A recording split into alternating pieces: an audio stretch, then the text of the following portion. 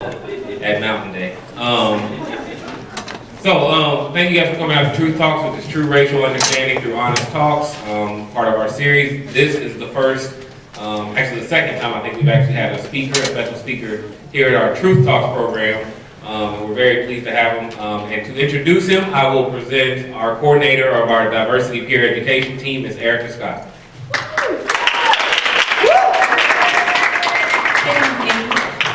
Good evening.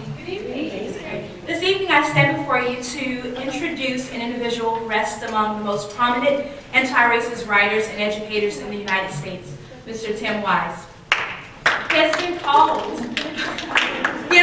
and I quote, one of the most brilliant, articulate, and courageous critics of white privilege in the nation, unquote, by best-selling author and Professor Michael Eric Dyson of Georgetown University.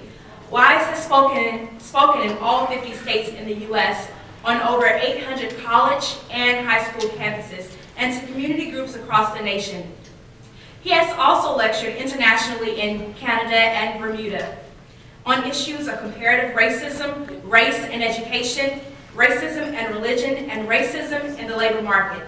Aside from the highly acclaimed memoir, White Like Me, Reflections on Race from a Privileged Son, Wise has published 5 other well-known books as well. His next book, The Culture of Cruelty, How America's Elite Demonized the Poor, Valorized the Rich, and Jeopardized the Future, will be released in fall 2013.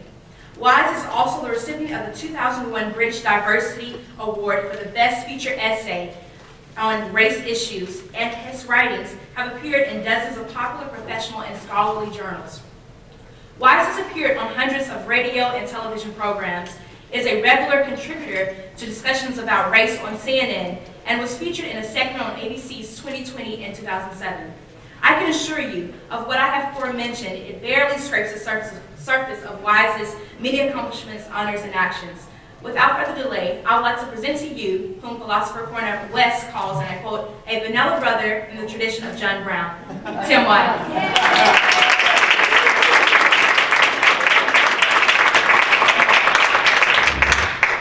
Thank you very much for that.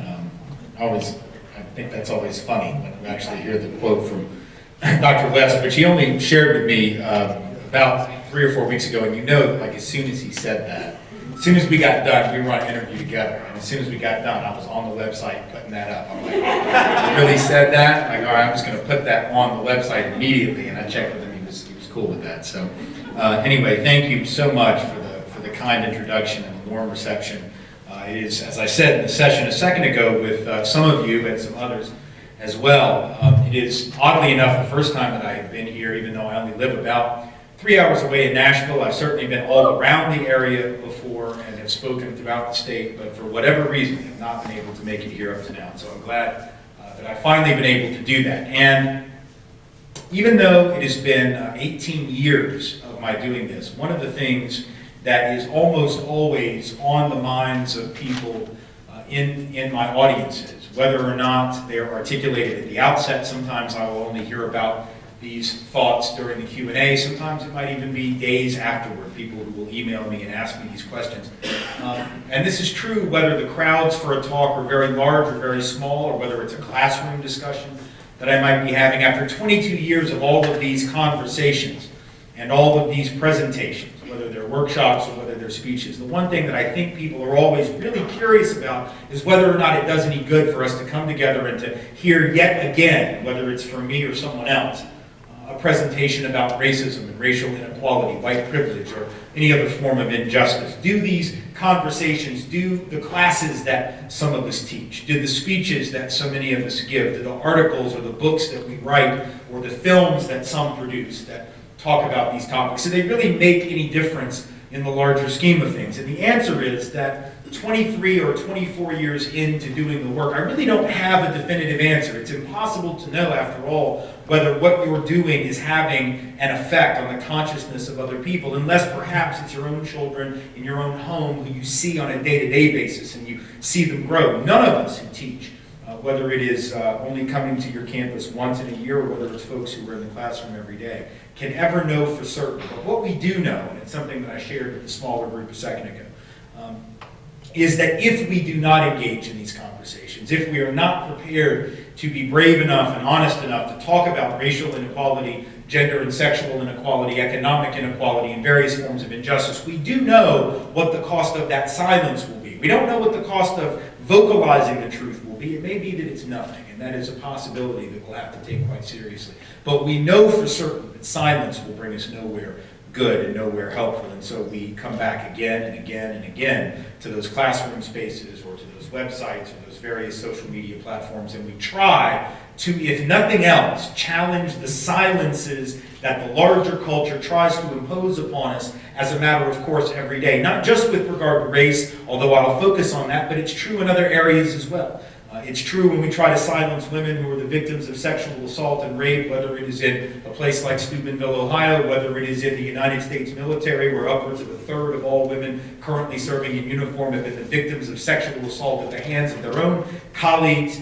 Whether it is our LGBT brothers and sisters who are who are told to remain silent, indeed in the closet, not able to share who they are with their families, with their friends, with their colleagues, or indeed with the world, or whether it is indeed with regard to class, where poor folks and working class folks of all colors are told repeatedly to remain silent. For after all, what could they possibly have to share? They are but that half of the population, some would have us believe, who don't really deserve to speak, don't deserve to be heard, barely deserve to even vote or be taken seriously as citizens, because after all, they are only poor because they haven't the wherewithal to actually pull themselves up by their bootstraps, so to speak. And certainly with regard to race, silence is the order of the day. Both color blindness, which really just means, as Julian Bond has told us, blindness to the consequences of color, whether it's color muteness, that is to say, we ought not only should we not see color and race, but we should not speak about color and race, is the normative condition that we are being asked by everyone, it seems, in our society,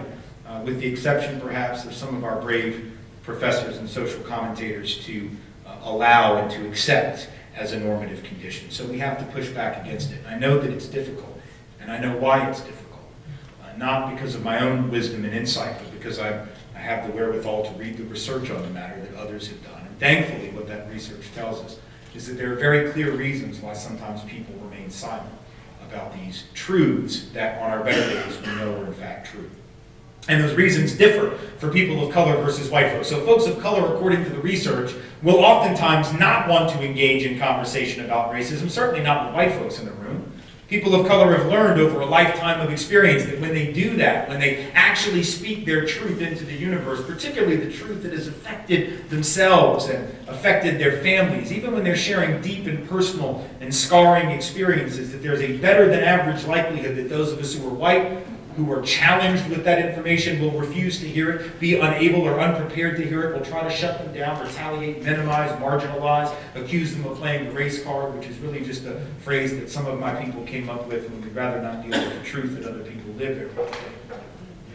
And so people of color have learned that in some instances it pays, so to speak, to remain silent, even when there's much to be said. White folks, according to the research, are also afraid to engage this conversation. And so we impose a sort of self-censorship as well. We also don't want to talk about race, particularly with people of color in the room. Now, our reasons are different, and our fears are different. Our fears are not the fears that people of color have. They're not the fear of retaliation. Because in very rare cases are people of color in positions of authority sufficient to do very much to us in terms of retaliation for whatever we might say or do. It's not that. It's not a fear of being minimized or marginalized, because indeed when you're a member of the more powerful group, it's very hard for those with less power to marginalize or to minimize you, let alone to retaliate. So it's not that. What the research says is that the reason white folks shut down and don't engage these issues and impose silence on ourselves, whether or not others are trying to impose it on us, and of course they are. The reason is that we're deathly afraid, apparently, that if we engage this conversation, particularly in the presence of people of color, that we're going to say the wrong thing. Oh my God. We're going to say something, they're going to think we're racist, we're going to screw up, we're going to make a mistake, it'd be better just to not even talk at all. Right? Now, of course, the news flash for white folks ought to be as follows. If we are shutting down and not engaging a conversation about racism for fear that speaking about race might actually lead people of color to think that we might be racist, okay, done and done. They already think there is a fairly possible chance that we might be. Like, it's not a shocking revelation to black and brown folk to believe that we might be racist. So if that's why we're not talking, for fear that we're going to lead them to think that, too late. That horse is out of the barn and has been for some time. People of color know that if we've been raised in this culture, as they have been raised in this culture, right? We have been exposed to racializing and racist norms, to stereotypes and prejudicial beliefs, and they understand that to the extent they have internalized that stuff against themselves and other people of color, what are the odds that we didn't? So the great irony is, if we're shutting down just so as not to demonstrate that we're racist, that doesn't work, right? In fact, there's a third body of research, which is very interesting, that comes out of Northwestern University a few years ago, a big study that was released there, which found that it is precisely at that moment when white Americans shut down, it is precisely at that moment when we as white folks don't want to talk about this issue that people of color look at us and say, yeah, see, I think I know why you're not talking, because I think you have something to hide. In other words, it is the silence that more than anything, according to the research, confirms black and brown suspicions that we just might be harboring the very prejudices that we deny. Again, ironically, what that suggests is what? That we'd be better off to just take the risk, have the conversation, engage the issue, make mistakes, screw up, probably do hurt folks' feelings on occasion, make horrible, horrible errors of judgment, but yet pick ourselves up, dust ourselves off, and go about our business trying to fix this world that we share together. The silence doesn't do us any good, but unfortunately there are an awful lot of people trying to convince us that the conversation is the problem. That even having this kind of conversation, talking about racism is the problem. You'll hear it all the time. People will write to me, and you know it's some crazy stuff when it's like the all capital letters email. You know, they can't even take the time to just take the cap lock off because they need you to know they are yelling. It's not even that they didn't want to take the time. They didn't want you to think that they were being civil. They wanted to scream at you electronically. And I get these messages, people will say things like, Tim, if you would stop talking about racism, this problem would go away. People like you that keep talking about it, that keep it alive. Now, I want you to honestly process with me this argument and understand at a deep and visceral level, beyond the obvious perhaps, why this is so foolish. We would not apply this logic to any other social problem on the face of the earth. Right? You cannot imagine another social problem where silence would be counseled as the solution for that problem. If you don't believe me, you can try out some examples. You can take your pick, but I'll give you a couple, right? World hunger. Right? If you were to imagine, if I were to say to you, there are billions of children on this earth who are dying for lack of food, would any of you actually, in response to my bringing that to your attention, say, shh, don't talk about that, fool? My God, if you talk about children starving, don't you know they're going to die? That's how that works, man. If you would just be quiet, food would miraculously appear on the plates of all those starving children. We would understand that that didn't make any sense. If I were to say the same thing about the problem of crime. Are you worried about crime? I understand that. I've been held up at gunpoint. Shh! My God, don't talk about crime. Fool, if you talk about that, someone's going to get carjacked tonight. And if you just wouldn't talk about crime, that would not happen. We could just fire all the police, close down all the jails and prisons. My God, what an easy solution to crime. Why didn't we think of that? Well, because it's stupid as hell. That's why. It doesn't make any sense. Never would we counsel silence for any other problem, but for this problem, that's what we're being encouraged to believe would work. It's like blaming your speedometer for the speeding ticket that you just got. The speedometer isn't what caused you to go 100 and 70. Right? The speedometer just told you what you did. It's just a way of describing social reality, right? That's all it is. It's a truth detector. It's not actually the cause of the problem. Or sometimes we'll be told that even noticing race, let alone labeling people, let alone describing as such, equals racism. That it's no different than being racist to even notice color or to comment upon its consequences. So a few weeks ago, I was giving a talk at Providence College in Rhode Island. It's a Catholic university. And good crowd, 500 people in the room, and there was this one young woman who was a student there who got up during the Q&A. She asked the very first question. First, she thanked me for coming, and then she launched into her thing. Now, she had a way of doing it. It was really quite funny. She uses these words. She deployed this word casserole that we learn how to use in college, but I don't recommend ever using it outside of college because people will look at you like you're a fool. This is not language that is in any way normal for normal people. But college students, we use all kinds of crazy stuff when we're in college. So she stands up and she says, well, Tim, I think you're being anthropologically reductionist, which is fancy language for foolish, I suppose. I'm not really sure. But she said, I think you're being anthropologically reductionist, right? To which even the anthropologists in the room laughed because they don't talk like that. But she thought that that was intelligent sounding, She said, and the reason why, because I was quite curious, I was glad she was going to explain it to me. She said, the reason why is when you stand up here and look out at this crowd, you see people with different colors. You notice their color, and all I see when I look around are all these wonderful, unique individuals all made in the image of God. So cue the violins and the harps and the Vienna Boys Choir for that. And it was very lovely, albeit a little naive. I'll explain why it was naive in a second. Of course, first I had to tell her what I really thought of that, which was that it was all very fine and good for her to speak of individuals made in the image of God. And yet, before we actually can process the truth, the veracity of that comment, it might do her well, particularly since she was at a Catholic university, to deal with the actual image of God that was hanging on the crucifix right behind my head at that moment, which image was not a universal image and did not represent all the people in the room, but merely those of us from European descent, which of course is not where Jesus was from. And so therefore, until we deal with the image of God as created and hanging on crucified, that being the plural form of crucifix, all around the campus, it really wouldn't do, would it? To speak of how individuals are made in the image of God, when in fact individuals have made, some of us have made the image of God look like us, and I would say that's not either for anthropologically accurate reasons nor scripturally accurate reasons, but for reasons having everything to do with white and European domination of the Christian tradition over the last several centuries, and indeed at least millennia and a half. She wasn't happy to hear that, so I decided to move on. And so the next thing I told her, which is really the more important point, I was just having fun with her, with the part about the white Jesus. That was just meant as, that was sort of like, don't heckle me. That was like, if I was a stand-up comic and you were yelling at me, that would be like, that's what happens to you when you basically heckle me. And when you call an anti-racist scholar an anthropologically reductionist guy, that's like heckling. So now okay, we're done. Don't do that again. Now the real lesson is, right? The real lesson is more important, which was that to make that argument, which I had heard made in similar ways by lots of good people who didn't try to deploy big words to demonstrate their intelligence, but who actually were quite sincere, I think, about believing that notion that somehow noticing race, talking about race, equals racism. How naive it is, because of course what that ignores is that color has consequences, and we can decide not to notice them. We can decide not to think about them, but not deciding not to notice, to think about them, to call them out, to actually list them is not going to make the consequences go away.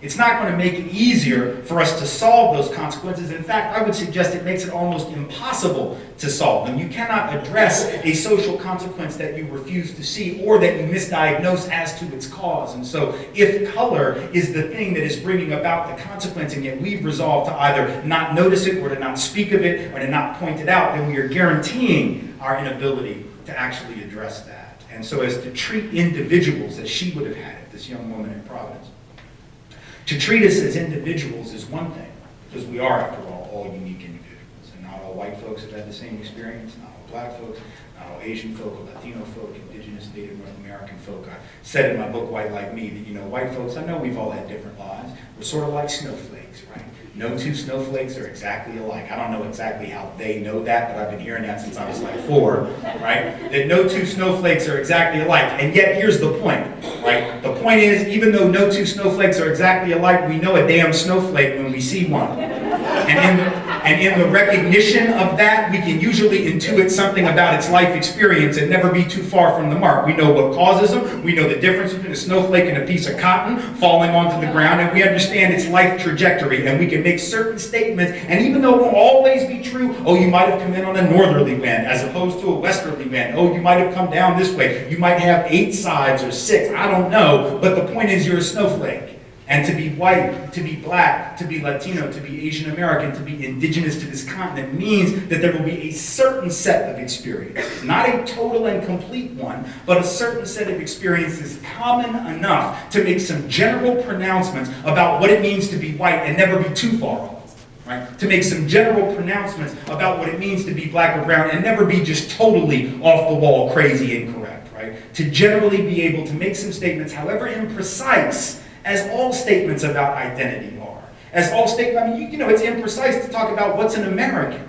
We all have different understandings of what it means to be an American, what America itself is. It doesn't mean America doesn't exist. Right? It doesn't mean there is no such thing as the United States of America as a country just because we don't agree on its meaning. It's actually a thing, right? As are men and women, as are LGBT folk and straight folk, as are rich folk and poor folk, white folk and black and brown folk, etc. We cannot treat individuals abstracted from their social context and believe ourselves to have acted in a just way, because when that young woman made the comment she made, what she was doing, and what we as a culture are often too guilty of in this neoliberal era in particular, is that we treat people, or we act as if we should treat them, as dictionary definitions of themselves, or a dictionary definition of what an individual is, but we don't actually lead dictionary lives, okay? We lead encyclopedic lives, and an encyclopedia entry is far more complex, is it not? It is far more nuanced than a dictionary term. So you can look up the dictionary definition of an individual, and it won't actually describe the life of anyone who meets the dictionary term. But you can look up individuals, actual living people's lives in encyclopedic terms. Whether we think old school encyclopedia or just some web-based thing, and you can actually find out something about them, because that's the kind of lives that we actually lead, not abstract individual lives. None of us live as individuals. None of us have done anything on our own. From the time that we popped out of our mother's wombs, we have been involved in a social context, and that is a context we must explore. People of color in this country do not and have not experienced life as individuals, neither have whites, just that white folks have had the luxury of believing that we did. People of color have always known that they experienced lives as the people who they were in the social context where they found themselves. At least most people of color have known that. I realize there are glaring exceptions. But for those of us who are white, precisely because we have been considered normal and normative and dominant in this culture, we've had the luxury of thinking that I'm just Tim. I'm just a person. I'm just an American. Those are assumptions that no person from a non-dominant group could ever make because they understand it's more complicated. And if we don't understand that, if those of us who are white don't come to understand it, if we assume that identity doesn't have any actual significant relationship to our experiences, you know what we do? We end up defaulting to the dominant norm, the dominant assumptions, the dominant perceptions. It's not like if we don't explore this, we'll just remain totally oblivious to it. No. We'll default to the stuff that we've been led to believe. I'll give you a few examples of how even really good people can do that. So about 10 or 15 years ago, probably about 12 or 13, there's a big controversy in San Francisco. And I'm using this as an example because I want to demonstrate, that it isn't just white folks in reactionary geographic settings who engage in this, right? This is liberal white folks. These are white folks. They voted the right way, whatever that means. They drink the right coffee. They don't wear leather, eat meat. They go to Pilates, whatever it is they do. They eat granola and healthy stuff. Sprouts and all that. Cool. I do that too. That's why I can make fun of it. I'm just saying, not the Pilates part. No, you're kidding. I'm 44. But now here's the thing. So in San Francisco, like 13 years ago, there's a big controversy because the school board is talking about, especially because the San Francisco public schools have become over a 20-year period significantly browner, right? Significantly less white, just like every major urban public school system in the United States. And so because of that, the San Francisco school board, to their credit, realized, we have to change our curriculum. We can't just continue to use this very standard literary canon that we've always used. It's not that we want to get rid of these white authors and playwrights and poets. They serve a purpose, and some of them are just damn good writers, but we have to supplement that with the narratives of other people. It's not to take away from, it's to add to, and we need to be able to make space for that. That's a very uncontroversial kind of thing to say. right? I mean, that just seems so obvious. It ought to be trite. Like, we don't even have to say that that's important. And you would especially think in San Francisco, where all these nice liberal white people, that they would understand that. And yet, when the school board made, and all they were asked him to do, I mean, we're not even talking about a major revolutionary overhaul of the curriculum. We're talking about adding probably what would have amounted to 8 or 9 authors, poets, or playwrights of color to a canon. They had more than enough time to do it. It wouldn't have been, oh, they might have only been able to teach 2 Shakespeare plays instead of 4. But it's not like Shakespeare was being taken out. You know, it's not, you know. So that's all they were asking for.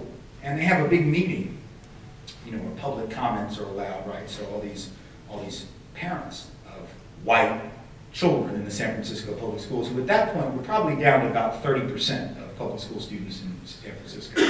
So, and it was somewhat less than a third. I'm not exactly sure what it was. Less than a third. And the vast bulk were Latino and Asian, and the black folks really weren't that, you know, not a very large number of black folks in San Francisco demographically, but they made up another reasonably large percentage when talking about just the public schools. And so these white parents come and they stand up in front of the microphone. And there were some who supported the change and understood the importance of it. But for every one of those, there were 2 or 3 on the other side who stood up and came before the board and said, you know, it's not, and they know how to couch it, you know, because these are liberal white folks. They're not going to say, oh, this author's horrible. And they're going to say it really liberal. They're going to, oh, but we're not saying that these aren't wonderful authors. They're wonderful authors. Why, I even have a Maya Angelou book in my home. But it's right next to the Coltrane CD and the Hoppin' John recipe book. So they all had a way of couching it, and they all said, these are fantastic authors, fantastic poets and playwrights, but we're just concerned. We're just concerned. And our concern is that, you know, these authors, as good as they are, they speak to a very narrow experience. They speak to the black experience, or the Asian experience, or the Latina and Latino experience, or the Native experience, and we just are afraid that it won't speak to the universal experience. Yeah, like Chaucer. Who I will just, and I don't mean to offend any teachers of English, but I mean, it's been 30 years approximately since I read Chaucer, still don't know what the hell any of that was about, right? Don't have a clue what that was about, but I'm told that's important literature. Well, perhaps it is, and it certainly is historic literature. And I'm not saying it doesn't have a place in the canon, but is it really universal? To whose experience? That doesn't even speak to most white people's experience. Let alone does it speak to indigenous Native North Americans, people from Africa or Asia. It's just absurdity. But that's what they were saying, because their default position, see, as members of the dominant group that can take for granted the universality of their particular, right, which is what Malefiasante calls the hallmark of Eurocentric thought, is when you take the particular and you assume that it is universal, right? That is Eurocentric thought. That's the hallmark of it, and that was being done by liberal white people. That's the default position. So we can act like identity doesn't matter. Those parents apparently think it doesn't, or that it does, but only for those people. Their identity matters. Ours, no. Ours is this universal thing that is completely transferable and interchangeable. It doesn't mean anything beyond everything, right? And so in a sense, that was the default position. You can think of other examples, a little bit more visceral and perhaps inherently controversial. So you can think about the differential racial reactions to the OJ Simpson trial, and by that I mean the first one. I realize there have been several by now. But the first OJ Simpson trial, back in 1994-95, when he had been accused of killing his ex-wife and an associate or an acquaintance of hers named Ron Goldman. You remember this trial took a while. It was the trial of the century. Verdict comes down on the 5th of October, 1995. It's a not guilty verdict, and there was a huge racial divide, right, in the way that white folks and black folks in particular understood this verdict. And if you remember the polling, it was about 3 out of 4 white folks who believed this had been a horrible miscarriage of justice, who were convinced not only that OJ was guilty, but that this had just been a horrible, horrible miscarriage of justice. And about the same percentage of African American folks thought that the verdict was right. Now that's not because all those black folks necessarily thought OJ was innocent. Right? There were plenty of other qualitative analyses and anecdotal discussions and interviews where black folks, an awful lot, were like, well, sort of think he did that. But here's the thing, right, that the standards of evidence were not met. There's a system, these are the rules, and the rules were not met. And by the way, that cop that found most of the blood evidence is a known racist, and there's evidence in the transcript that says that. We're not making that up. That was brought out by his side. That was brought out by the DA that put him on the stand. Like, they made that choice, and I don't know if I can trust that when a guy who's a known racist is the one who, happens to find all the really important evidence against this man. So in other words, what people of color were saying was that from their experience, in this case black folks, not just people of color generally, but black folks were saying, look, in our experience, that sets off alarm bells. Right? That's something that we have to consider and think that that just might be important, right? So he might have done it and got framed, like that was possible. Like, you framed him by just sweetening the deal. Like, he might have done it, but now you still put that evidence there. That made sense to black folks, particularly in LA, because there's a history of misconduct on the part of the LAPD, which no black person that has spent a minute in Los Angeles does not know. That no Mexican American who lives in the Los Angeles area does not know. They remember all that stuff going back to the Zoot Suit riots of the 40s. They know, as people of color in that city, that there's a history not only of brutality and misconduct, but planting of evidence. For white folks in LA, that seems crazy, right? For the very same reason. Not because white folks are incapable of seeing the truth, but because to be white in Los Angeles and most of the country is to never have had to really grapple with that reality, so that to be white in LA is to say, what do you mean? Planting evidence. Why, police are the people that come get your cat out of the tree and take you around in the back of their car for a ride around to show you how hard it is to be a cop. Why, my goodness, what police officer would do that? You all are paranoid. You're engaged in conspiracy thinking, which of course, it just so happens a couple of years later, a conspiracy of sorts was actually uncovered in the Los Angeles Police Department at the Ramparts Division and the Rampart Station, where a group of officers, I believe at least a half dozen, if not more, were found to have actually engaged repeatedly and routinely in the planting of evidence on criminal suspects, some of whom were actually guilty, but they wanted to sweeten the deal, some of whom it is possible were not guilty at all. This was exposed in 1997, which is 2 years after the OJ Simpson verdict, so maybe those folks weren't paranoid at all. Maybe they actually understood the system, and the white folks were the ones who were in denial. But the point is, whether one was black or white in LA in '95, or throughout the whole country, each side's thinking on this, predominant, because I don't want to say all white folks agree, and I don't want to say all black folks agree, but the 3-to-1 or the 2-to-1 ratios made perfect sense from the lens of that particular group. To be black and think of it one way made sense. To be white and think of it one way made sense. It didn't mean that one side was racist for thinking that, or one side was just making excuses for thinking that. They both made sense from the lens that each group brings to the conversation. Because our lenses are informed by what? Our historical experiences. And our experiences, having not been equal or even remotely equivalent, will lead us to see things in very different ways. Part of having an honest discussion about race and racism and then moving forward on an agenda to undo it at the institutional, to say nothing of the personal and affective level, is being honest enough to own that. Because what we've learned is that race is a very good, perhaps the best example of how dominant group assumptions can cause very serious problems at the most basic levels of honest dialogue. So I'll give you another example.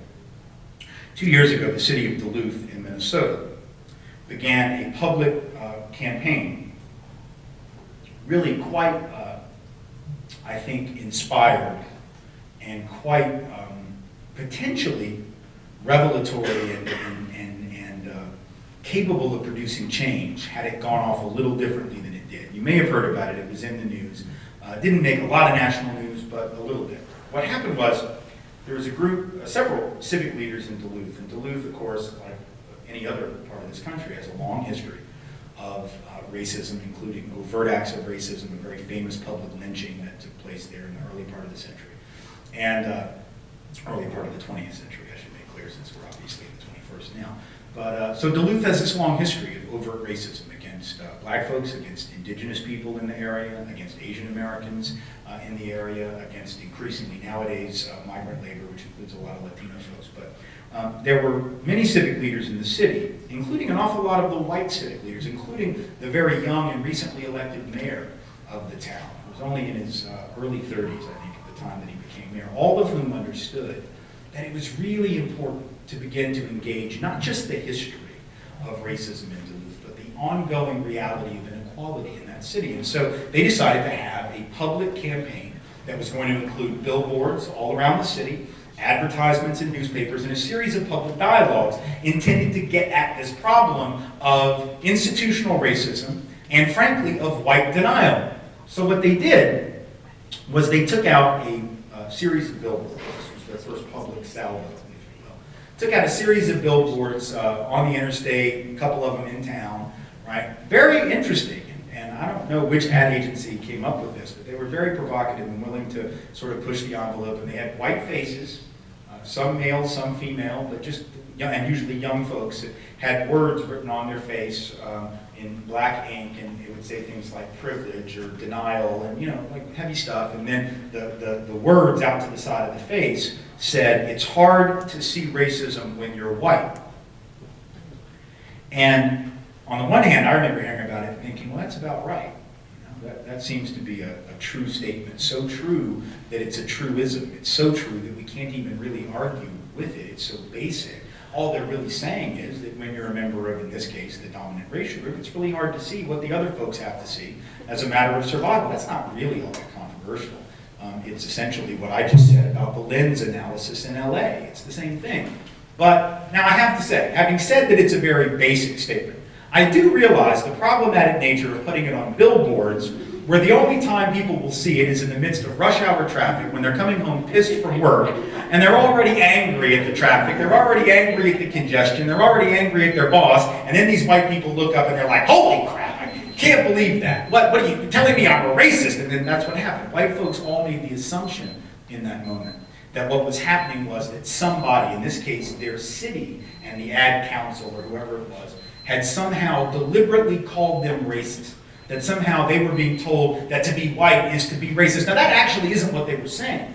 One can make the argument that, of course, to be white or to be anything in a society of racism is to inculcate racism. That really shouldn't be controversial either. But that isn't even what they were trying to say. Because if they wanted to say that, they could have said it, right? I mean, hell, it was being provocative. They could have had a billboard that said, hey, whitey, you're a damn racist. Why don't you pull over to the side of the road? Like, they could have done that. But they didn't do that. They didn't even try to go to that place. They just said, look, it's hard to see when you're white. The white folks sort of lost their mind. And then some Nazis came to town to demonstrate, because there's nothing that says we're not racist like having some Nazis come in. I mean, that is the best way to disprove the charge of racism, is to have some guys with swastikas walking around. That'll do it every time. But in any event, like, this community went bananas over a really basic comment of sociological truth. It wasn't intended as judgment, right? They didn't say, like, y'all are so stupid, that's why you can't see it. It was just trying to, it's no more radical, or shouldn't be, than for me to say it's hard to see sexism when you're a man, right? Or it's hard to see ableism when you're able-bodied. I mean, that's a real basic example, right? You think about it, right? When you come into this room tonight, as I look around, it looks to me like everyone is at least temporarily able-bodied, or at least most of y'all. I can't tell for every one of you, but here's the deal. Like, if you came in, you thought, like me, you didn't even think about how you got in the building. You didn't think about, I mean, are there steps? If there's a fire, how am I going to get out? How long do I need to take to get from point A to point B on the campus in order to be there in time for the talk? But if you were a person with a disability, that's the kind of stuff you would have to think about. Being able-bodied, you don't have to sweat it. That doesn't make you a horrible person. That doesn't make you intentionally oppressive to the disabled community. It has nothing to do with you as a human being, whether you're good or bad, nothing to do with good people and bad people. All it would be is a statement that says, yeah, when you don't have to worry about something, you don't have to worry about something.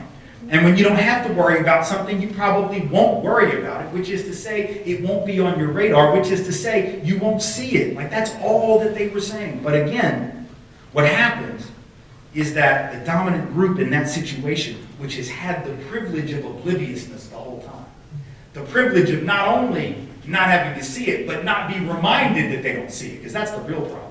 Right? What was really happening was white folks in Duluth were not responding to the accusation that they were racist. That wasn't even a remotely literate way to read that campaign. They were responding to the fact that for the first time somebody had pointed out, y'all are oblivious.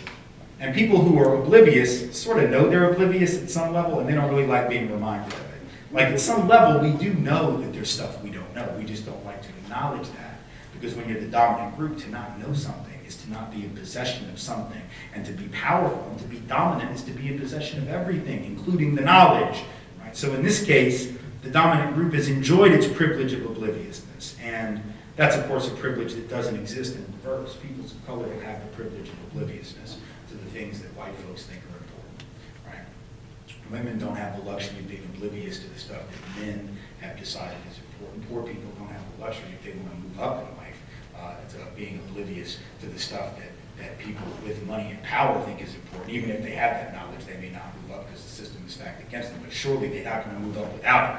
Right? They have to be able to mimic and to mirror the norms of the dominant group, even if they're just faking it, just to be able to get by and get certain jobs and get certain educations and be taken seriously. So the non-dominant or marginalized groups never have that luxury of being oblivious to the dominant group stuff, but we do, and we always have. And what's really interesting to me about white denial, see, it'd be one thing for me to stand up in any audience in the country and be challenged by white people, particularly younger white people, around whether or not racism is a real problem today. Like on some level, not only would I expect to be challenged by white folks in 2013 around that, I would understand it because I wouldn't agree with it, but I would understand it because I get how a person, particularly a white person, but even sometimes folks of color, could look around and see certain outward manifestations of visible progress, some of it quite real, some of it perhaps exaggerated, but all of it there, and say, well, you know, we have made so much progress, racism isn't really a problem. I mean, I've had people of color tell me that are young enough to believe that. I've had lots of white people tell me that. So in 2013, I get it, right? Because people can look around and say, well, you know, there's a black president, and then they can name like 20 or 15 or 10 really powerful black pop culture icons, which has always led me to say, you know, if you can name all the really powerful black and brown people on two hands,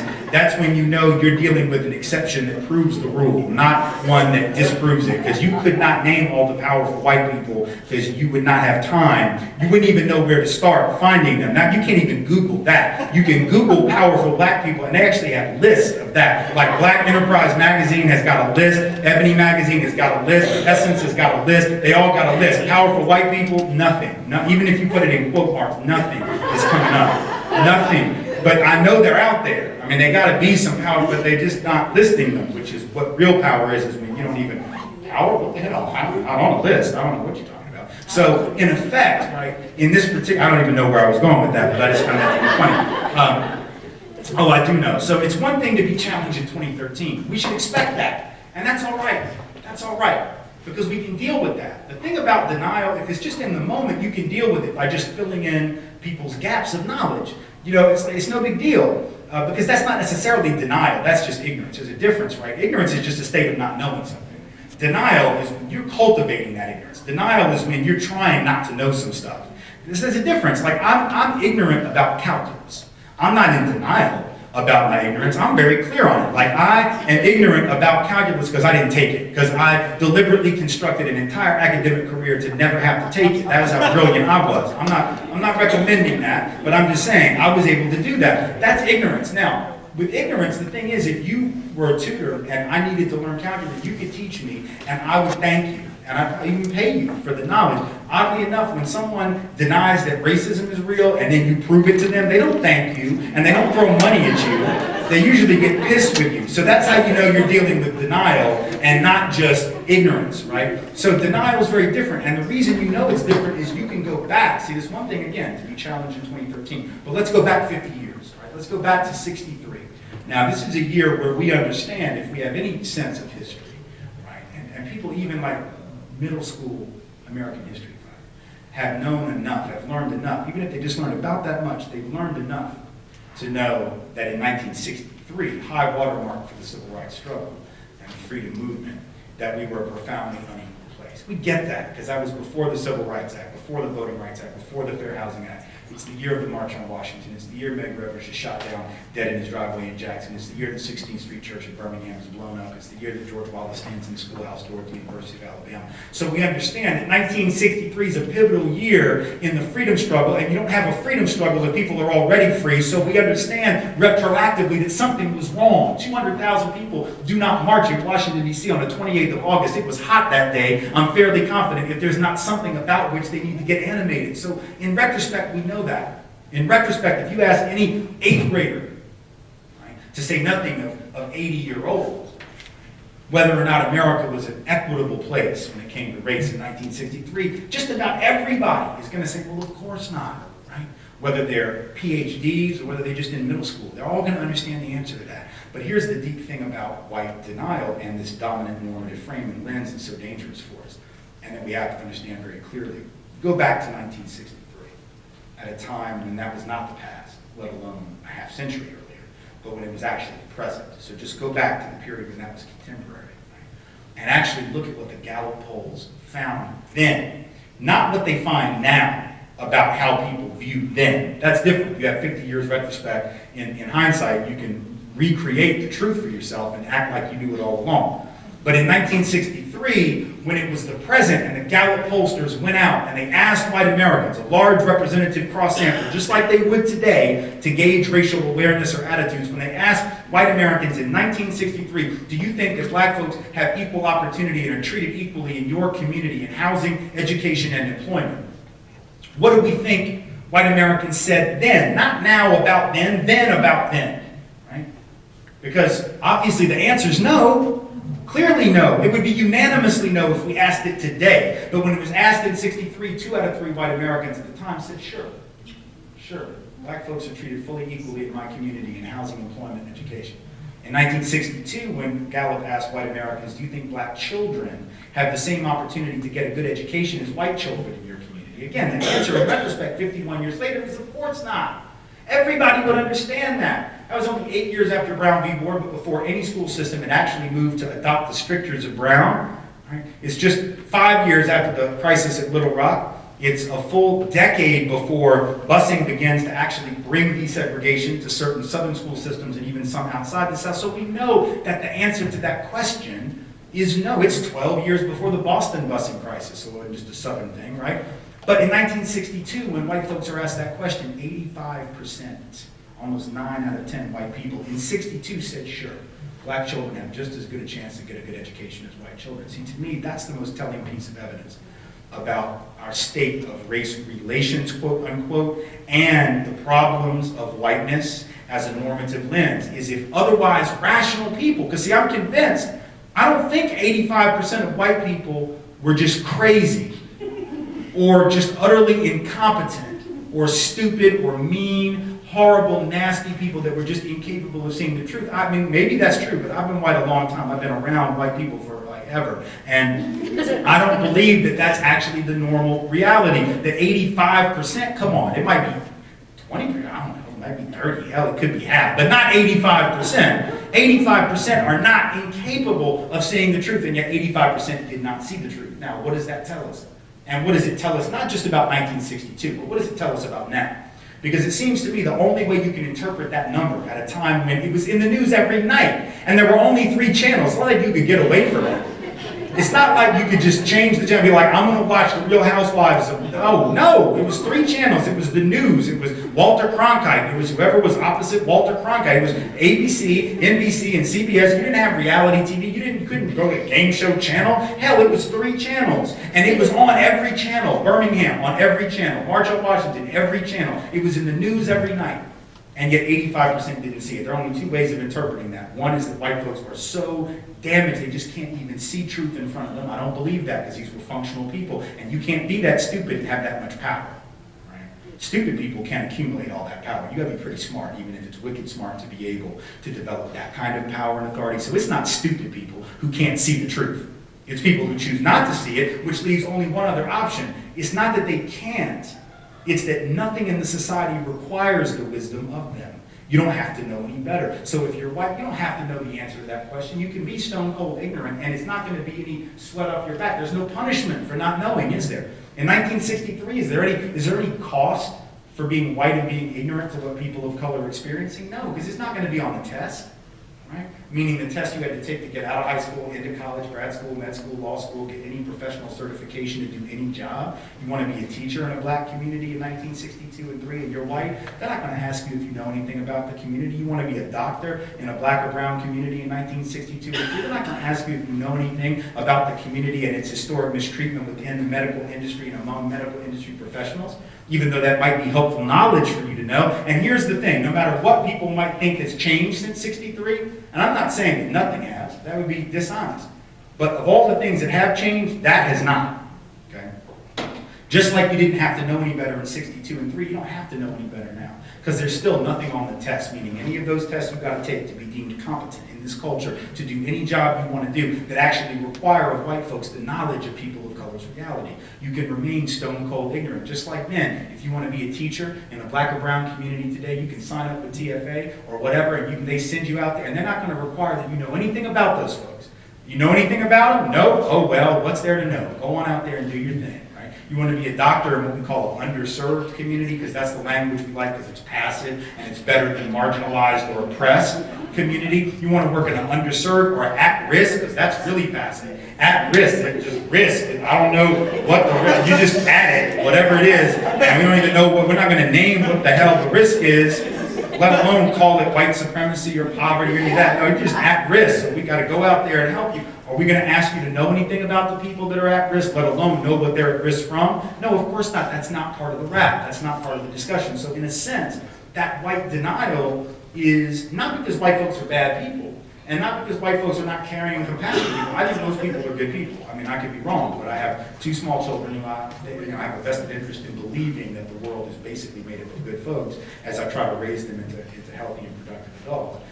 But most people are probably good, and yet good people, if the social system does not require wisdom from them on a particular subject, will probably remain lacking that wisdom, will not be able to call it forth. And as a result, when we sit down and try to have conversations about what's real and what's not, it's very easy for that dominant group to miss it.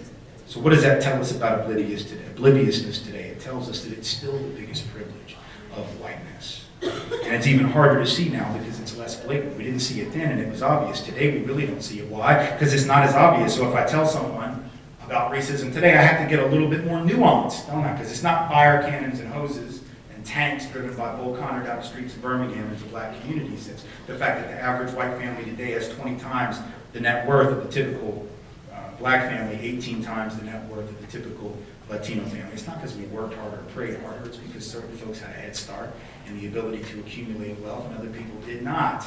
Right? In 1865, African Americans owned approximately half of 1% of all the wealth in this country. By 1990, they owned 1% of it. In other words, they only doubled their share of the national wealth in the time from emancipation until 1990. Since then, it's gone up a little more, or it did, and then it got wiped out by the housing crisis. So right now, the typical white family, 20 times the net worth, $100,000 more in net worth for the typical, right in the middle, median white family, compared to the typical, right in the middle, median African American or Latino family. We have black folks with college degrees, 88%, almost twice as likely to be unemployed as white folks with degrees. Latino folks with degrees, 50% more likely than whites with degrees to be out of work, according to the Labor Department. Asian Americans with college degrees, approximately 30%, almost 1/3 more likely than whites with degrees to be out of work. We know that around the country, African American and Latino folk between 5 and 9 times more likely to be incarcerated for a drug possession offense, even though, according to all the data, drug usage rates and thus possession rates, because you can't use if you don't hold, right? Drug usage rates and therefore possession rates are absolutely fundamentally equal across racial lines, and actually among younger folks, more common among whites. White folks actually have higher usage rates in the earlier years. In the older years, it tends to balance out. But fundamentally, what you have is equal rates of drug possession, equal rates of drug use, and even equal rates of drug dealing, contrary to popular belief. And yet, black and brown folk 5 to 9 times more likely to be incarcerated on a drug possession offense. More to the point, perhaps, even beyond the obvious forms of discrimination that we can call forward, whether it's job discrimination, tracking and unequal discipline in the schools, or overt housing discrimination. We know that a lot of this stuff is embedded in the everyday normative procedures of the society with or without intent, and when it doesn't have very clear intent, it's almost impossible to remedy in the courts. And so there was a story about 6 weeks ago now in the New York Times, a big 4-page spread about the way that jobs are being hired in this quote-unquote new economy, new both in the sense of coming out of the recession, but also just this sort of social media network, high-tech, new economy kind of thing, where jobs are not the way they used to be, where you just answered ads in the paper.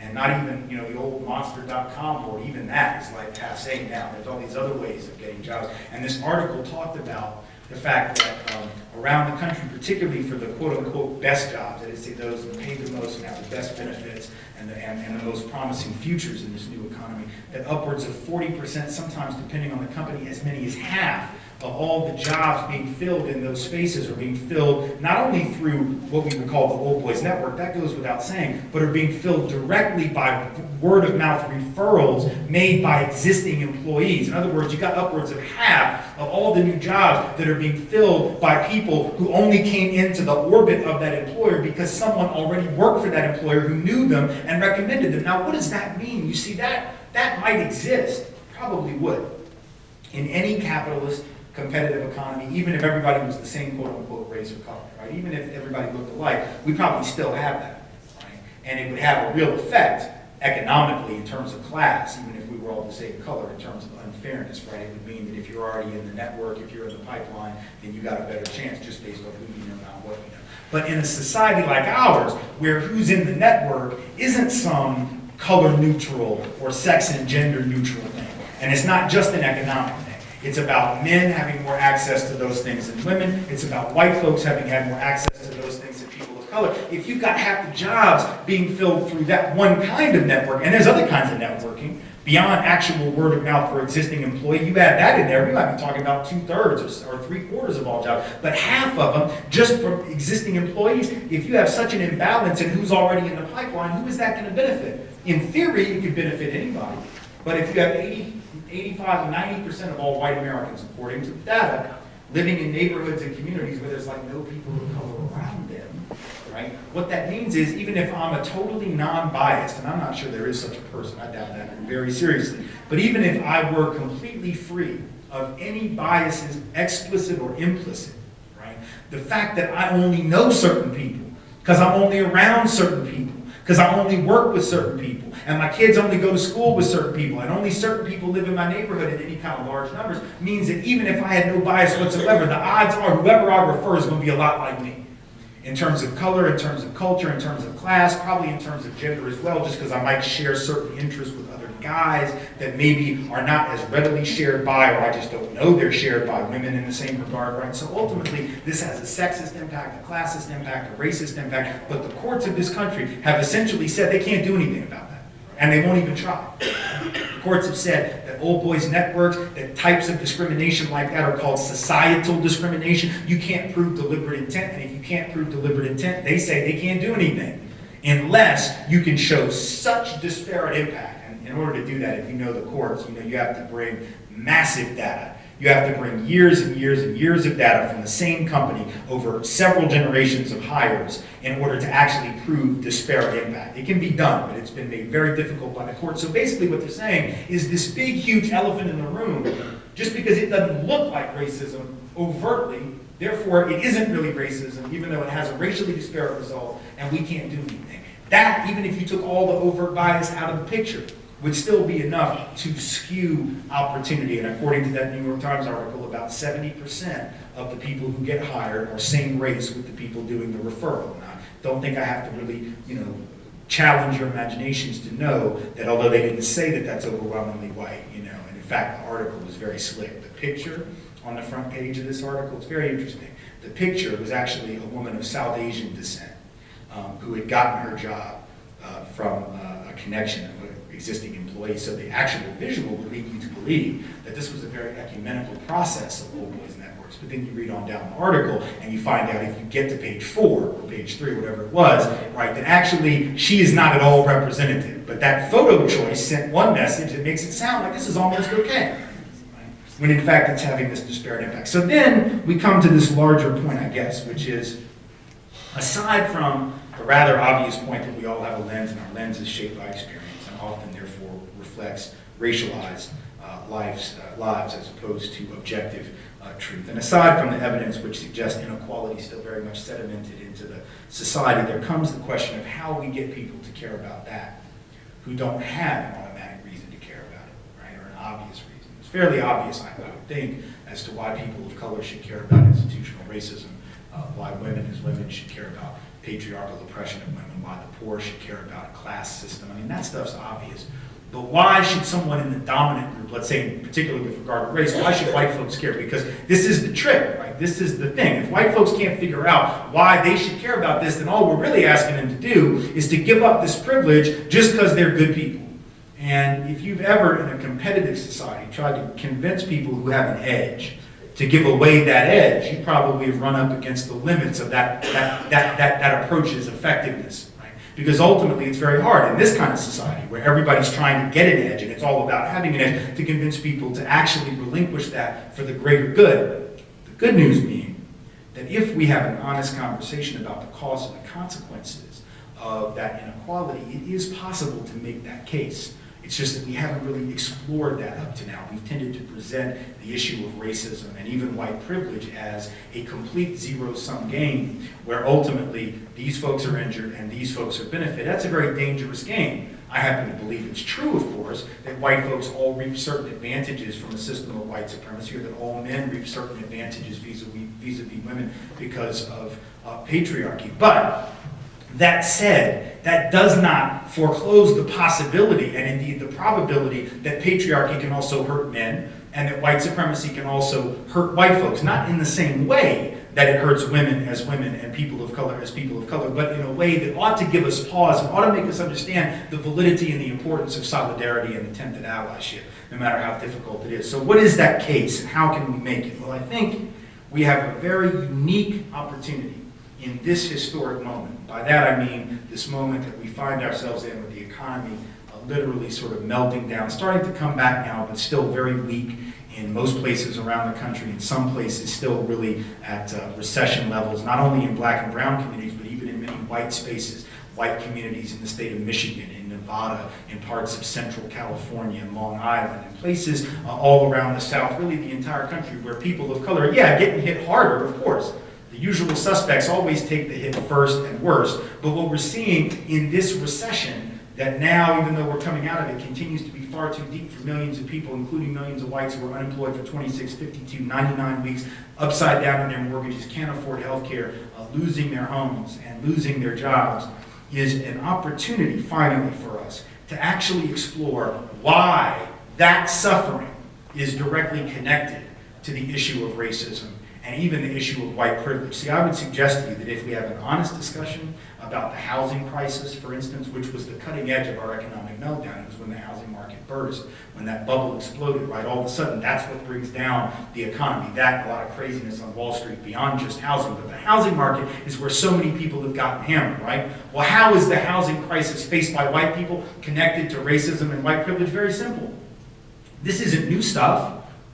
The idea that you've got millions of white folks that got caught with subprime mortgages, with adjustable rate mortgages that all these companies started selling to them 5 and 6 and 7 and 8 years ago, right? Telling them, oh, you get into the low rate now, and in a couple of years it's going to go up, but don't worry, we'll refi the loan. It's no problem. We'll get you back down to a lower rate. And of course, people fell for that, right? Going in and getting liar loans, stated income loans, or what are called Alt-A mortgages, right? Which are basically where you go into usually not a bank, it's usually an independent mortgage broker, and you go in and you say, I want to get this house, and it might be for an investment property, right? Which got real big here in the last 7, 8, 9 years among middle-class white folks in particular, snapping up investment properties in places like Louisville, interestingly, where about 40% of all the houses that are in foreclosure in the urban areas of Louisville are not owned by the black folks who live there. They're in foreclosure because the white folks who don't live in that area, who live out in the suburbs, snap them up as investment properties, and then they couldn't pay the note. But of course, the black folks in Louisville are the ones that get blamed for the fact that the house is in foreclosure, even though they paid their rent on time, every time. But the white folks who were buying up more properties because they saw some show on TLC or HGTV about flipping houses, they're like, well, I'll buy 7 of them. You know, it wasn't poor people, let alone poor people of color, who were responsible for that. It was white folks and middle class folks trying to live like affluent folks, trying to get investment income. So all of a sudden these folks were like, yeah, we'll give you an Alt-A mortgage. Yeah, how much do you make? And these folks, again, white middle class overwhelmingly were like, $500,000 a year. Okay, if you ever try to get a house, like normally they ask you for some proof of what you earn. You got to show them at least 2 years of tax records, and then they look at the bottom line, adjusted gross income, and that's what they go on. Not with these loans. That's why they called them liar loans, because they knew everybody was lying, but they didn't care, because if you're the broker, you're like, cool, sign here. Because you were going to get your commission, weren't you? Even before that. So you don't care if they can pay it.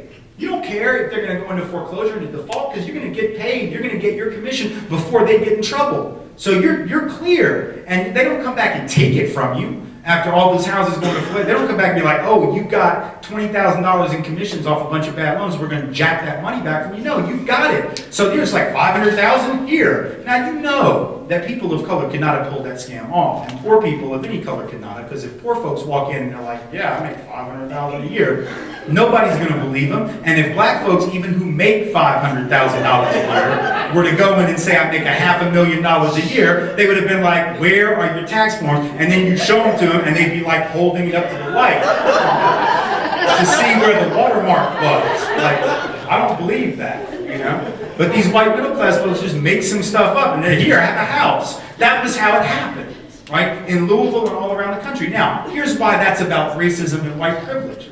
Because these white folks were getting set up.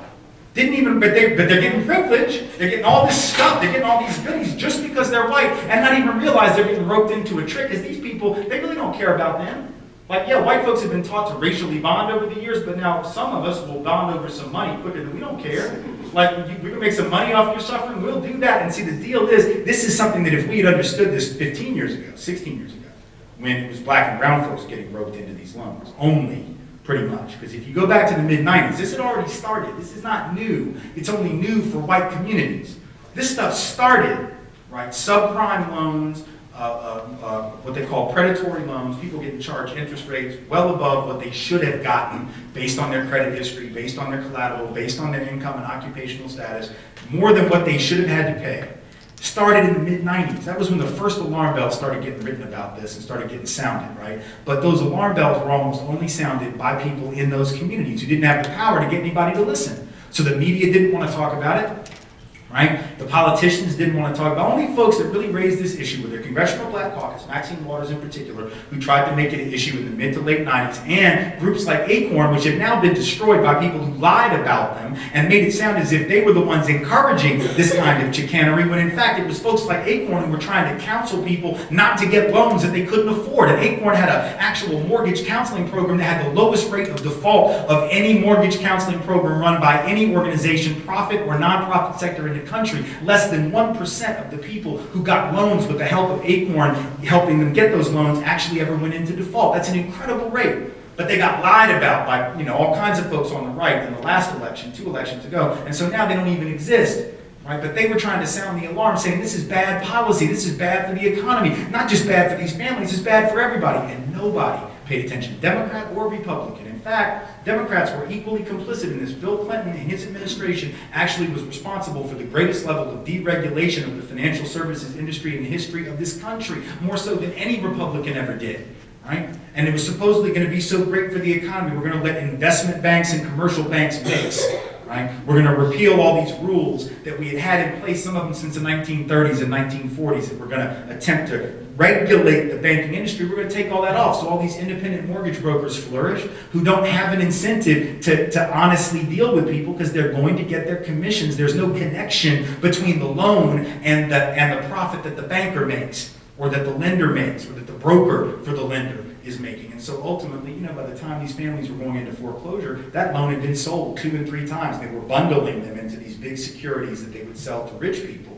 Big bundle of investments. Some of them were good, a lot of them were lousy, but they didn't care about them either. That's the irony. They didn't even care about the rich investors. They're like, here, have a bunch of mortgages and you'll make a ton of money. And then the investment brokers and the Wall Street guys are turning around and betting against the loans that they just made so they can cover their ass, right? Because they're not going to lose either way. They're going to manage hedge funds and sell derivatives, which are just bets against bets. Basically, it's like I made a bet, but just to cut. It'd be like if you were filling out your Final Four bracket, and you were like, and you filled out, because you know you can do that on ESPN, you can make as many damn brackets as you want. It'd be like if you figured out mathematically how many brackets you would have to make to definitely win, and just put money on every one of them, and that way you wouldn't lose any. You might not make a lot, but you wouldn't lose any. It's the same thing. It's like I'll bet on that, and then I'll bet that is going to lose money. I'm going to bet that gold is going to go up and go down. I'm going to bet, you know, I'm going to cover every bet that I make, and I'm not going to tell the people who I'm advising that I'm doing that. Right? That is ultimately what happened. We created an economy based entirely on a casino mentality. It's all, you know, like Texas Hold'em, only that's fine if you're like in the basement of your fraternity and the only thing at risk is beer. But when you start doing that with the entire economy of the world and people's retirement funds, it's not so cute. So here's the thing, that starts 15, 16, 17 years ago in black and brown space, nobody does anything. What do you think the bankers decide after like 5 or 6 years of that?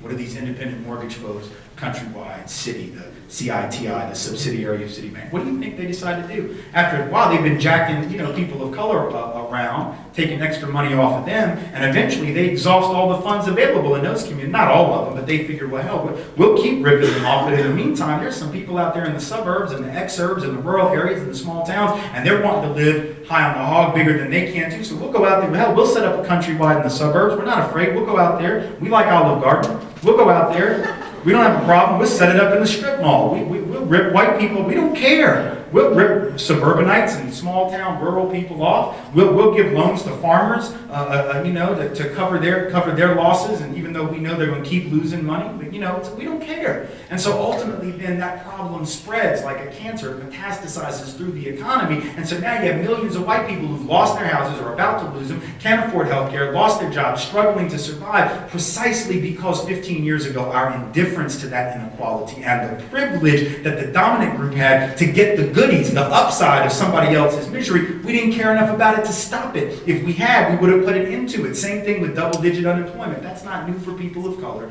It's been a normative condition for them ever since the data started being kept. All of a sudden, when white folks started facing double-digit unemployment 4 and 5 years ago, we had a national crisis on our hands. We had people talking about congressional hearings and stimulus bill. You didn't have a stimulus bill to deal with black teenage unemployment when it hit 42%, which it did for the first time in the early 1990s. That wasn't a national crisis, but it happens to white folks, and you have media mouthpieces screaming. You have Newsweek with a cover story in April, I think it was, of 2010, or no, maybe 2011.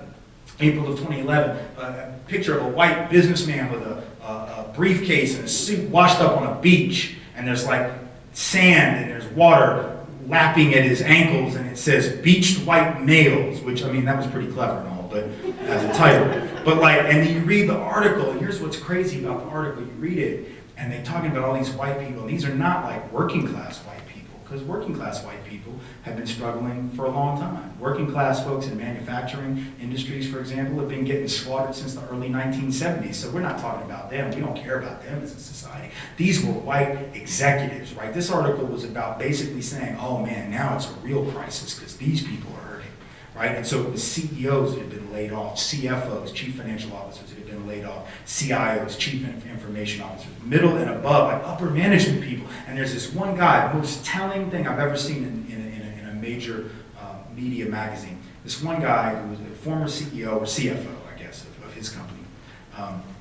And he'd been out of work at that point for quite a while. I want to say it was maybe close to a year. Maybe it hadn't been quite that long, but it certainly felt that way to him. He was struggling. He'd never been in this position before. He burned through his kids' college fund, or started to have to dip into it. Still had his house, but he was really worried about losing his house. And he's talking about how every time he goes looking for a job, because he's out there searching, trying to find jobs like everybody, every time he goes out there, he says he feels like he has a big neon sign around his neck that says unemployed bum, right? And I remember reading that, and I remember thinking, now see, that's very interesting and very telling to me, because where did you get the idea that to be unemployed is to be a bum? Because my guess is other unemployed people didn't give that to you. Poor people didn't tell you that. I know that black people didn't tell you that. I know that Latino people didn't tell you that, and Native, Indigenous, North American peoples didn't tell you that. That idea that unemployment equals bum, that came from people like him, whether he created it or just people an awful lot like him. They're the people who would walk by the unemployment office line. They're the folks who would walk by the SNAP or the food stamp line and tell people to get a job. They're the ones who would have the luxury of equating unemployment, poverty, or underemployment with laziness. And now that it's coming back to bite them on the ass, they start to recognize the folly of their beliefs, you see. But if they had thought about it before, if they'd understood the systemic crisis that all the peoples of color already understood, basically, and that the vast majority of the perpetually underemployed had understood always, because they knew they worked hard, harder than just about anybody in the culture, then they wouldn't have had to be caught so unaware, and this guy wouldn't be having this existential meltdown in front of however many million readers read Newsweek. Because now his psychosis, his neurosis is on display.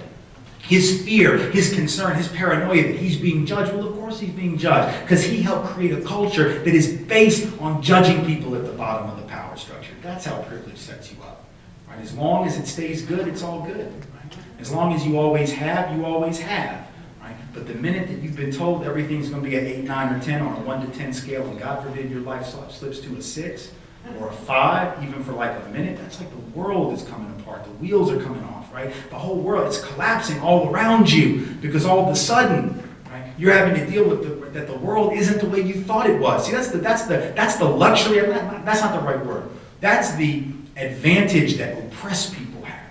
This is not to romanticize suffering, right? As James Baldwin told us, we ought never do that. But those who have been marginalized and oppressed know something about themselves, right? And they know something about the society. For in order to survive, they have to be able to, as Baldwin said, read between the lines, right? They have to gain their own authority, and that authority, when they gain it, is unshakable. But when you've been able to take things for granted, and all of a sudden you learn that the world isn't as you thought, which those folks over there already knew, and they've been dealing with that the whole time, understanding they had to have a wisdom deeper than yours. And if you've been able to think that the world was X, and you find out the world was Y, man, that is like being in a car with a GPS. You ever done this where you have a GPS, maybe it's a rental car, maybe you have one on your phone, and so you're following the instructions, and if you're like me, and you get really dependent on that GPS, you get to the point where you can't even function. Like, if the satellite goes down, you're like, damn, I'm the boss. I wouldn't even know how to read a map made of paper if you gave me one. Like, I don't know where I'm going. Oh my God, I hope the satellite comes back. Oh my God, you know, the clouds are messing me up. I could be lost. I get panicked. I don't know what I'm, or even worse is you'll have the GPS barking out instructions, and you know, sometimes those things got programmed back before that new cut through, you know, and so that detour, they didn't have that road on the old map, and it's that British lady, if it's a rental car, that's yelling, or it's Siri in that metallic voice telling you, but it's usually the British lady. She's like, turn left. And you're like, no, left is a cornfield. I don't want to turn left. And then turn right, and that's the ocean. Now, in real life, there would not be an ocean right next to a cornfield, but you get my point. Like ultimately, you're getting instructions that don't actually work, and then you start to wonder, it's like having an out-of-date, pre-programmed GPS. When you find out you think the world is X and it's Y, it's like that. And all of a sudden, when you discover that GPS is out of date and there were all these cut-throughs and roads and paths and truths that you weren't aware of, you don't know how to deal with that.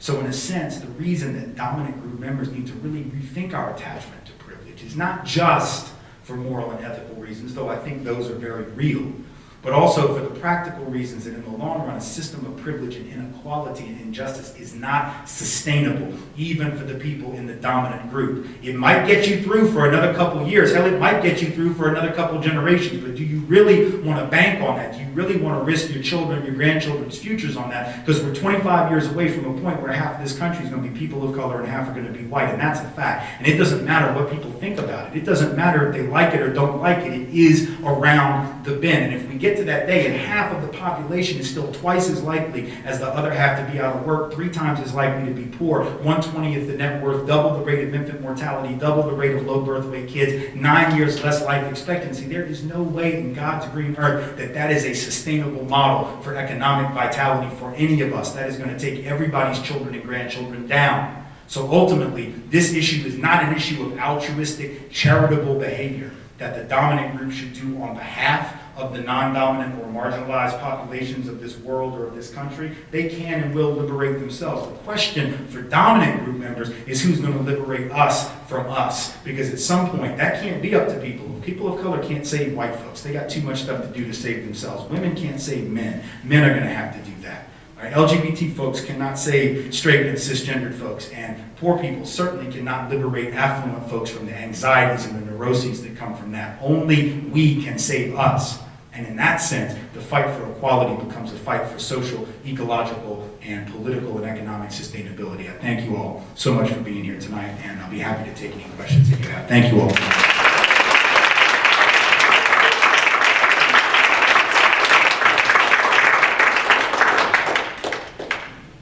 Questions? Yes, Mo. I have a question. When the population of the U.S. does reach that 50-50 ratio, how do you think the mindset of white people will react to that? Well, I think you're already getting a little bit of insight into that. I think we're already seeing some of the anxiety and the resentment that comes with that change. way ahead of it, you know, it doesn't wait for it to happen, it sees it happening. I actually talk about in my latest book, Dear White America, the 4 pillars of white anxiety, and that's one of them, is the demographic shift. And that's probably the biggest one, because when you've been able to take for granted that you were like the floor model of an American, you were the prototype of an American, then to have to share that with other people who look different, pray different, eat different, have different traditions, that can be very scary, I guess, to some folks. But there's 3 other pillars, and they're all happening at once, which is what amplifies the problem. If it was just the demographic shift, that'd be big enough. But then you add to that the economic insecurity of this recession, which for the first time in maybe 70 or 80 years since the Depression is confronting white people with this level of insecurity. We've experienced it before, but not in like 3 generations.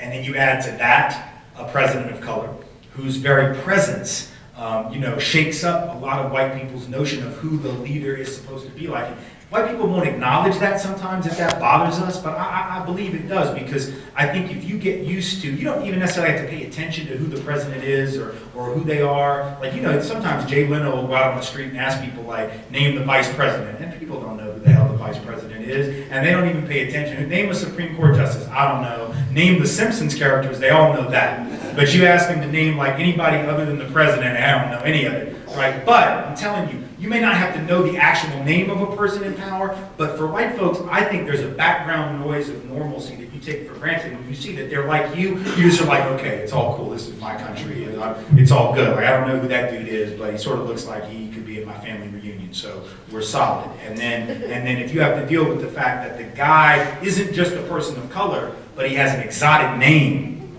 because his daddy isn't even African American, he's straight off the continent African. So, oh my God, and he grew up in Hawaii, and is that even a state? Like, you know, like for a lot of people, that is just a tourist destination, right? And just like, I don't know, Hawaii, what? You know, seriously. I mean, you know, people really act like that's not part of the United States. So ultimately, he's got this exotic, quote unquote, to some people, background, which challenges our notion of Americanness. And then you add to that, a final, and I think underappreciated source of anxiety for the dominant group is a popular culture that is now thoroughly multicultural, right? So you can go back 25 years to a time when MTV did not play videos by any black artist other than Michael Jackson.